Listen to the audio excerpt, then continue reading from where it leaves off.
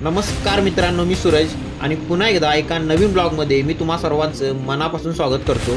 आणि आज तुम्हाला नागपंचमीच्या या खास मुहूर्तावर पाहायला मिळणार आहे आमच्या घरात आलेल्या ग्रीन पीट वायपर स्नेकला मी कसं रेस्क्यू केलं. मित्रांनो, हा व्हिडिओ खूपच जबरदस्त होणार आहे, त्यामुळे व्हिडिओ स्किप न करता शेवटपर्यंत नक्की पहा.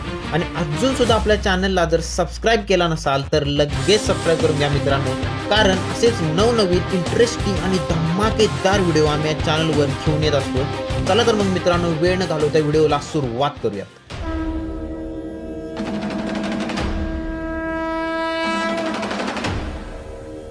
मित्रांनो, सकाळच्या सुमारास मी आमच्या लाकडाच्या रूममध्ये जळणासाठी काही लाकडं आणायला गेलेलो आणि खाली पाहतो तर काय, माझ्या पायात होता चक्क भला मोठा ग्रीन पीट वायपर स्नेक.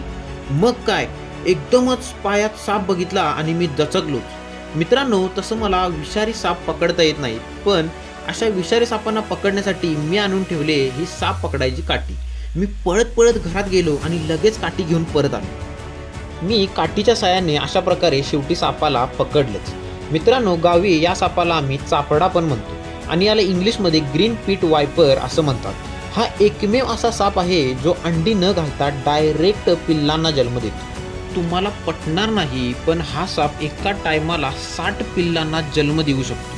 पीट वायपर हा साप वेस्टर्न घाटामध्ये जिथे अतिप्रमाणात पाऊस पडतो तिथे जास्त प्रमाणात आढळतो. डार्क फॉरेस्टमध्ये झाडाच्या फांदीवर हा साप बसून असतो. हा साप 4 ते 5 तास एकाच ठिकाणी बसून राहू शकतो. म्हणजेच हा साप शिकारीसाठी तग धरून बसतो. साप हे उंदीर खाण्यासाठी घरात येतातच, त्यामुळे जर तुमचं घर शेतावर असेल तर खूप सांभाळून राहावं लागतं. मित्रांनो, सापांना घाबरू नका आणि उगाचच त्यांना मारू पण नका. जर तुम्हाला साप पकडता येत नसतील तर साप पकडायची काठी नक्की घरी आणून ठेवा. आणि जर साप तुमच्या घरी आला तर अशा पद्धतीने काठीने त्याला पकडून बरणीमध्ये भरून जंगलात सोडून द्या. मित्रांनो, कृपा करून संपूर्ण माहिती आणि ट्रेनिंगशिवाय कोणताही साप हाताने पकडायला जाऊ नका.